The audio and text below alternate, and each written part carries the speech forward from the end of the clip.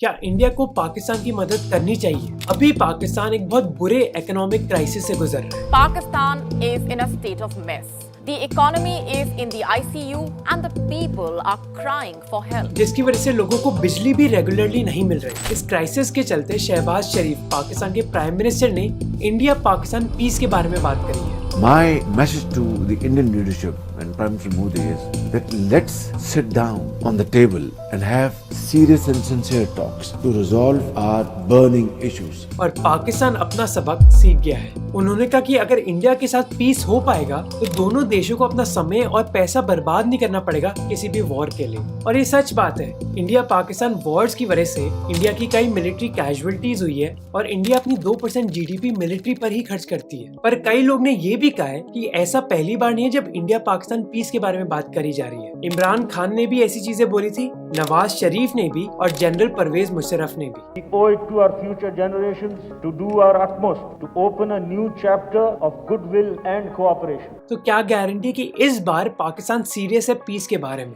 कुछ लोग का दावा है कि इस बार ये चीज अलग है कि पाकिस्तान एक बहुत सीरियस इकोनॉमिक क्राइसिस से गुजर रहा है। अब ये जरूर कोई पहला इकोनॉमिक क्राइसिस नहीं है पाकिस्तान के लिए, पर कई एक्सपर्ट्स ने दावा किया है कि ये पाकिस्तान का सबसे बुरा इकोनॉमिक क्राइसिस है 1947 के बाद। कई कंपनीज बंद हो गई है। Car manufacturing companies are announcing production halts. और सरकार ने आदेश भी दिए कई मार्केट्स और मॉल्स को कि वो 8:30 बजे शाम तक ही बंद कर ले अपनी दुकान बिजली बचाने के लिए। एक पाकिस्तानी मिनिस्टर ने तो ये भी कहा कि ये भी कौम से अपील करूंगा कि हम चाय की एक प्याली 2 प्यालियां कम कर दें, क्योंकि जो चाय हम इंपोर्ट करते हैं वो भी हम उधार लेकर इंपोर्ट करते हैं। खाना इतना महंगा हो गया कि कई पाकिस्तानी तो खुद इंडिया और प्रधानमंत्री मोदी से उम्मीद लगाए बैठे हैं। हमें तो नहीं नवाज शरीफ चाहिए, ना बेनजीर चाहिए, ना हमें इमरान खान चाहिए, कोई भी नहीं, जनरल मुशर्रफ भी नहीं चाहिए। हमें सिर्फ प्राइम मिनिस्टर मोदी चाहिए। तो क्या इंडिया को पाकिस्तान की मदद करनी चाहिए इस उम्मीद में कि इंडिया और पाकिस्तान के बीच में पीस हो सकता है? अब क्या इस सिचुएशन में पीस पॉसिबल है या नहीं, इससे पहले हमें इतिहास समझना होगा, ये जानने के लिए कि इतिहास में जो हमने पीस अटेम्प्ट्स करे वो सक्सेसफुल क्यों नहीं रहे। Pakistan's future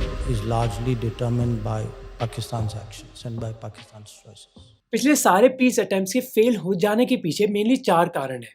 और पहला कारण है पाकिस्तान में पाकिस्तानी आर्मी का बहुत बड़ा इन्फ्लुएंस। 1947 पार्टीशन जिस हालातों में हुई उसकी वजह से पाकिस्तानी लीडर्स में हमेशा से एक डर था कि इंडिया पाकिस्तान को ऑक्यूपाई करने की कोशिश करेगा। इस चीज की वजह से स्टार्टिंग से ही पाकिस्तानी आर्मी का एक बहुत बड़ा रोल रहा पाकिस्तान की पॉलिटिक्स में। जैसे 1950s में लाहौर में दंगे हुए थे जिन पर पाकिस्तान की सरकार कंट्रोल नहीं कर पाई, जिसकी वजह से मिलिट्री को बुलाया गया इस सिचुएशन को कंट्रोल में रखने के लिए। सिचुएशन को संभालने के बाद पाकिस्तानी आर्मी ने 2 एक्स्ट्रा दिन मांगे और उन दिनों के दौरान पाकिस्तानी आर्मी ने ब्रिजेस की रिपेयर करी, पब्लिक बिल्डिंग्स पेंट करी, शहर को साफ किया, रोड्स ठीक करी और पौधे लगाए। इसी वजह से जब 1958 में पाकिस्तानी गवर्नर जनरल ने मार्शल लॉ लगाया पूरे देश में, तो पाकिस्तानी पब्लिक में कई लोग खुश थे, वो उल्टा बोल रहे थे माशाल्लाह हो गया, माशाल्लाह, क्योंकि वो ये मानते थे कि पाकिस्तान में बस अकेला एक इंस्टीट्यूशन मिलिट्री ही है जो काम कर सकती है। अब जब पाकिस्तानी मिलिट्री को पावर मिल गई पाकिस्तान में, इस पावर को रखने के लिए उनके लिए एक एंटी इंडिया नैरेटिव मेंटेन रखना बहुत जरूरी था। The people of Jammu and Kashmir who had been living under Indian colonial oppression have risen in open revolt. क्योंकि पाकिस्तानी मिलिट्री ये बोलती रही कि इंडिया से एक बहुत बड़ा खतरा है और पाकिस्तान में बस मिलिट्री ही है जो कुछ काम कर सकती है, ताकि पैसा और पावर दोनों पाकिस्तानी मिलिट्री के पास ही रहे। 2021 के साल में पाकिस्तानी मिलिट्री को पूरे देश का 45% बजट मिला। कई सालों के दौरान पाकिस्तानी आर्मी ने पाकिस्तान के कॉन्स्टिट्यूशन को भी चेंज करने की कोशिश करी है ताकि उनको ज्यादा बजट मिले। MIT में सिक्योरिटी स्टडीज के एक PhD स्टूडेंट कुणाल सिंह ने कहा कि ऐसी चीजों की वजह से पाकिस्तानी आर्मी के ऑफिसर्स बहुत पैसा और प्रॉपर्टी कमा पाए हैं। जैसे हाल ही में रिटायर हुए आर्मी चीफ जनरल की बात करते हैं, कमर जावेद बाजवा। एक रिपोर्ट के हिसाब से 6 सालों के दौरान उनके परिवार वालों की वेल्थ 1300 करोड़ तक बढ़ गई। कुणाल सिंह कहते कि अगर इंडिया से डर खत्म हो जाए पाकिस्तान के लिए, तो फिर मिलिट्री पर पैसा खर्च करने की जरूरत नहीं पड़ेगी, जिसकी वजह से पाकिस्तानी आर्मी ऑफिसर्स की वेल्थ भी कम हो सकती है। इसी वजह से ही पाकिस्तानी मिलिट्री चाहती है कि इंडिया के साथ पीस ना हो। इसके कई उदाहरण भी हैं। जैसे 1999 में इंडिया और पाकिस्तान ने एक लाहौर डिक्लेरेशन साइन किया था। हिंदुस्तान की लगभग 100 करोड़ जनता ये चाहती है कि पड़ोसी पाकिस्तान के साथ हमारे संबंध सुधरें, कि वो न्यूक्लियर वेपन्स यूज करने का जो रिस्क है उसको कम करने की कोशिश करेंगे। उन्होंने ये भी कहा कि वो कश्मीर मुद्दे को पीसफुली सॉल्व करना चाहते हैं और Indian prime minister Atal Bihari Vajpayee तो पाकिस्तान भी गए एक बस में, पर ये पीस ज्यादा देर चला नहीं। कुछ महीने बाद ही जनरल परवेज मुशर्रफ की लीडरशिप के अंडर पाकिस्तानी मिलिट्री ने एक कारगिल ऑपरेशन स्टार्ट किया, जहां पाकिस्तानी सोल्जर्स कश्मीर में घुस आए। कारगिल था जहाँ से हम आपकी इत्तला के लिए मैं बताऊं 5 जगह में हम अंदर थे।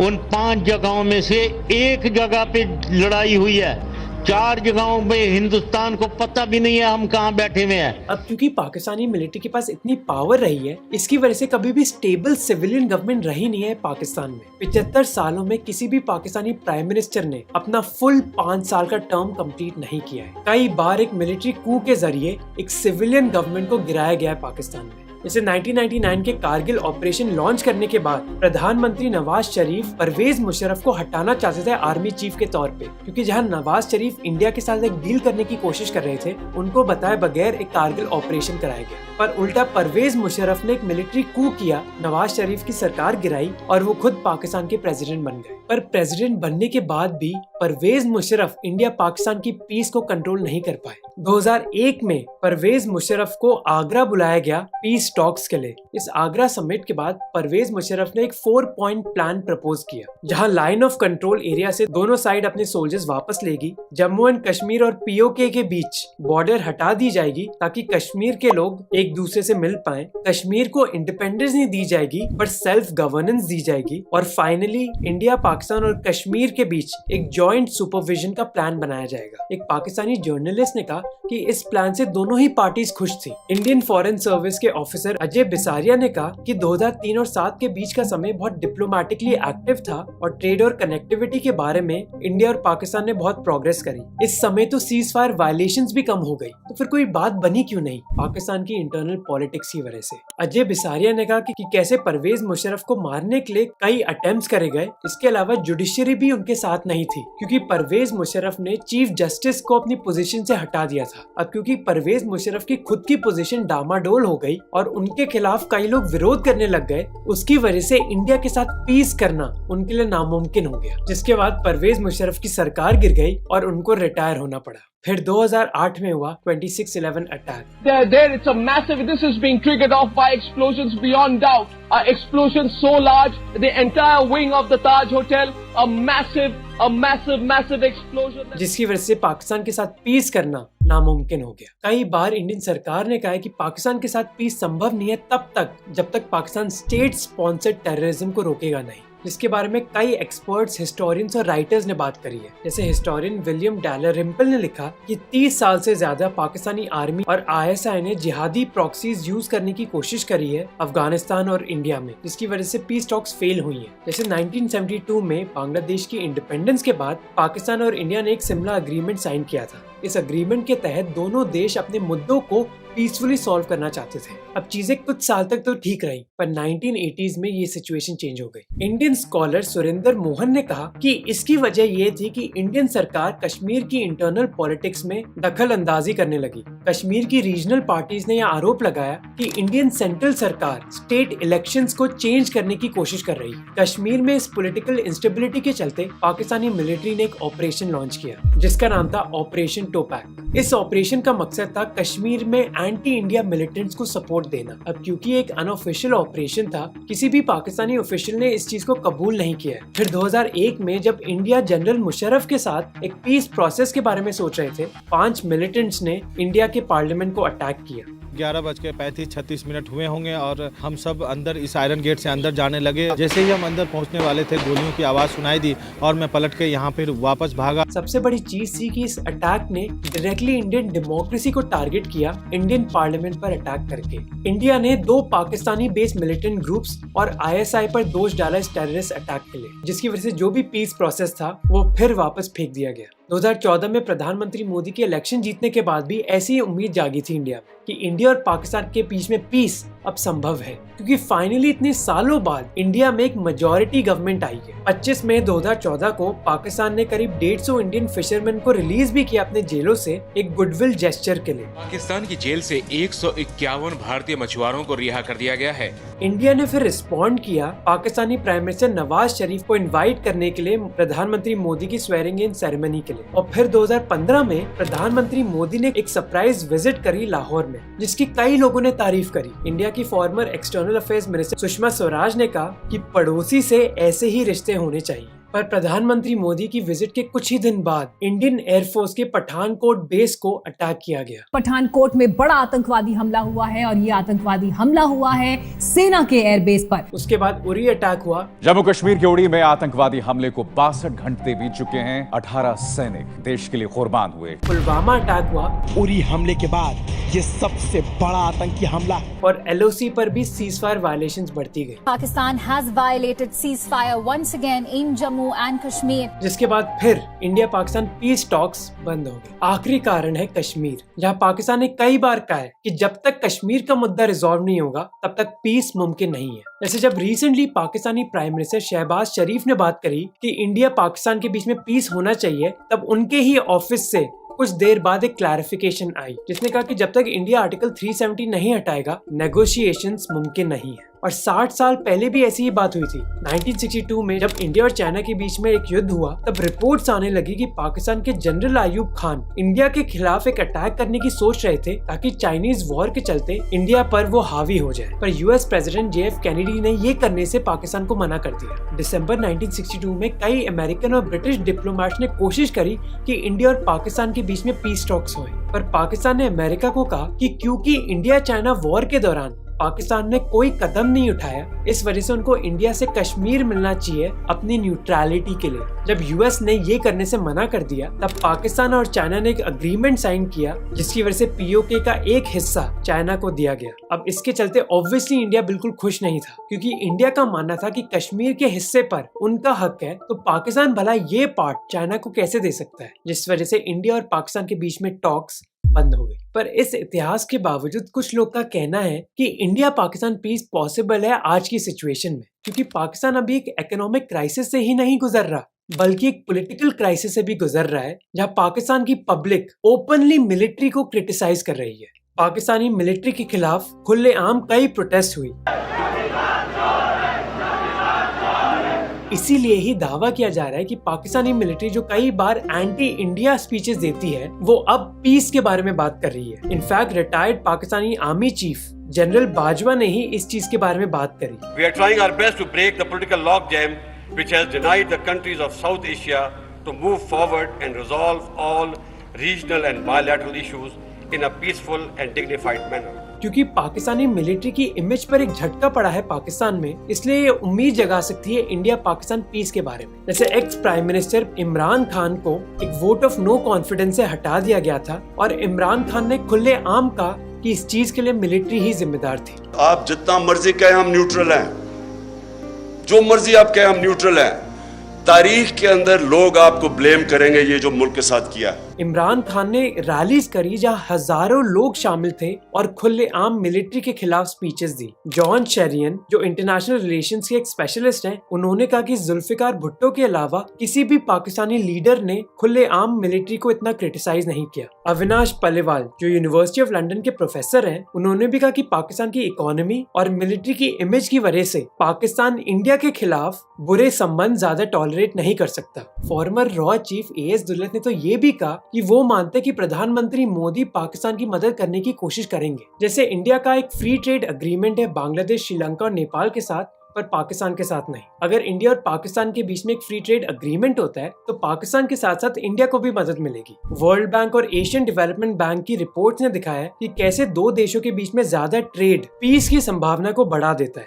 जर्नलिस्ट हसन सरूर ने तो ये भी कहा है कि अगर प्रधानमंत्री मोदी पाकिस्तान की मदद करते हैं तो ये उनकी पॉलिटिकल लेगेसी के लिए, यानी कि राजनीतिक वसीयत के लिए एक बहुत बड़ी चीज होगी। वो कहते कि प्रधानमंत्री मोदी का पॉलिटिकल करियर इतना लंबा नहीं है, इसलिए ऐसी चीज करने से उनको लाखों करोड़ों पाकिस्तानी याद रखेंगे। इंडिया ने कई देशों की मदद करी है जिनके साथ उनके पॉलिटिकल डिफरेंसेस रहे हैं। जैसे हाल ही में इंडिया ने टर्की को एड भेजा जब उनके देश में कई अर्थक्वेक्स की वजह से डैमेज हुआ। इसके बावजूद कि टर्की ने कई बार इंडिया के खिलाफ स्पीचेस दी हैं। Hindistan şu anda tamamen katliamların adeta cirit attığı bir ülke haline geldi.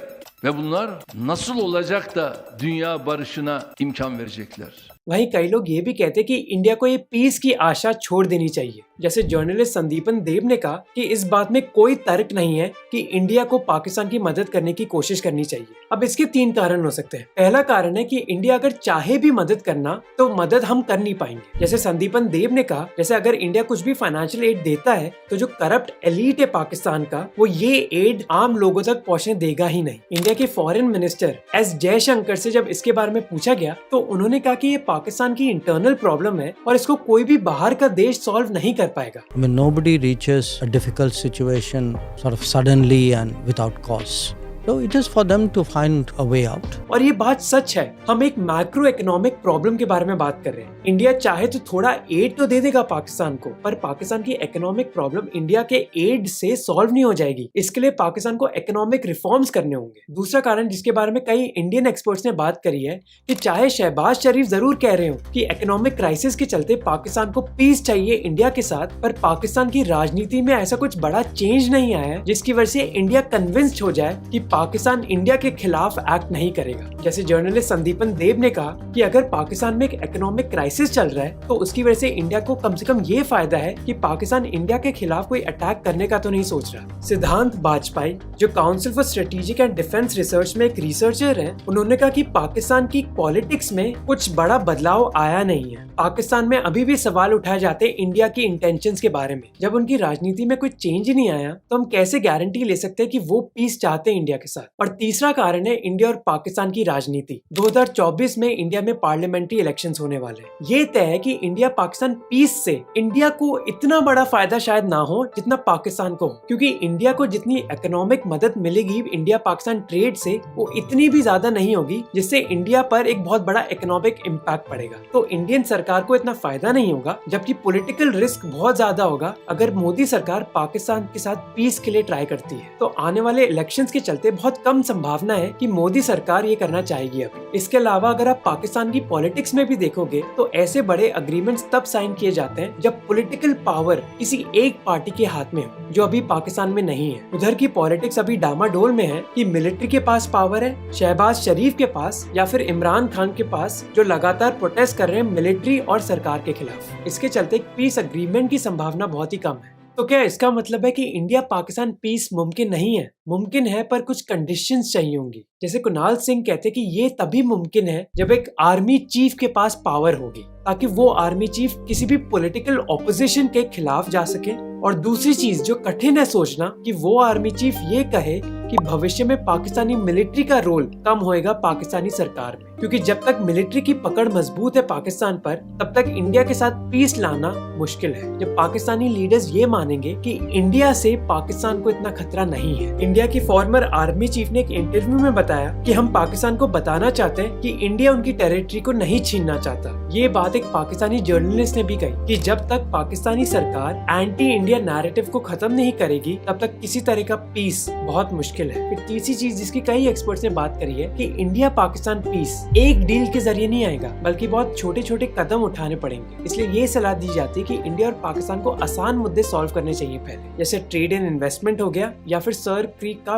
Boundary dispute, जो एक्सपर्ट्स की मानो तो इंटरनेशनल लॉ से सॉल्व किया जा सकता है। पर ये मेरे हिसाब से भविष्य की बातें हैं। अभी चाहे पाकिस्तान एक इकोनॉमिक क्राइसिस से गुजर रहा हो और कई लोग चाहे ये कह रहे हो कि अगर इंडिया पाकिस्तान की मदद करेगा तो पीस पॉसिबल है, पर जैसे हमने देखा कि कई लोगों ने ये बात करी है कि पहली बात, इंडिया चाहे भी तो पाकिस्तान की प्रॉब्लम सॉल्व नहीं कर पाएगा, क्योंकि इकोनॉमी की प्रॉब्लम सॉल्व करना इतना आसान नहीं है। दूसरी कि इस क्राइसिस के चलते पाकिस्तान की राजनीति इतनी बदली नहीं है, मिलिट्री के पास अभी भी बहुत पावर है। पाकिस्तानी मिलिट्री अभी भी एंटी इंडिया नैरेटिव ही फैलाना चाहती है। और तीसरा कारण है कि इंडिया में 2024 के इलेक्शंस की वजह से बहुत कम चांस है कि मोदी सरकार इतना बड़ा रिस्क उठाएगी पाकिस्तान की मदद करने के लिए। पर भविष्य में अगर ये हो गया तो बॉर्डर के दोनों पार लोग शायद ये कहें कि माशाल्लाह हो गया। वीडियो अच्छा लगा तो सब्सक्राइब करना, और अगर आपको ये वीडियो अच्छा लगा तो आपको ये वीडियो भी अच्छा लगेगा। ये वीडियो करीब 4 साल पुराना है, जहां हमने ये बात करी थी कि पाकिस्तान में इतनी मिलिट्री कूच क्यों हुए और इंडिया में एक भी मिलिट्री कू नहीं हुआ। तो इस वीडियो को जरूर देखना।